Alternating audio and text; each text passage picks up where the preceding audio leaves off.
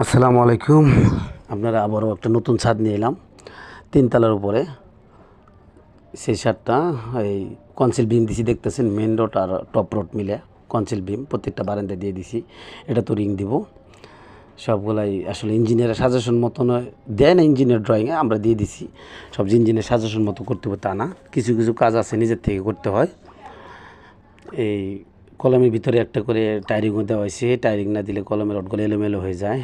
ওই যে ভিতরে টায়ারিং দিছি আমরা একটা, না দিলে দেওয়া না। আর সেগুলো যদি না দেওয়া হয় কলম ইঞ্জিনিয়ারও মানে না।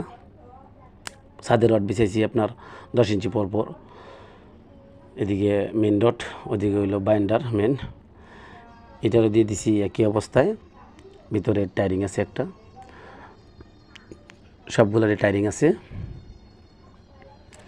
এইগুলা যদি টায়ারিং না দেওয়া হয়, অনেক সময় দেখা যায় ছাদের উপরে টিকার করতে গেলে ক্লিয়ার কভার ঠিক থাকে না, অনেক কিছু ঠিক থাকে না, যার কারণে এগুলো দিতে হয়।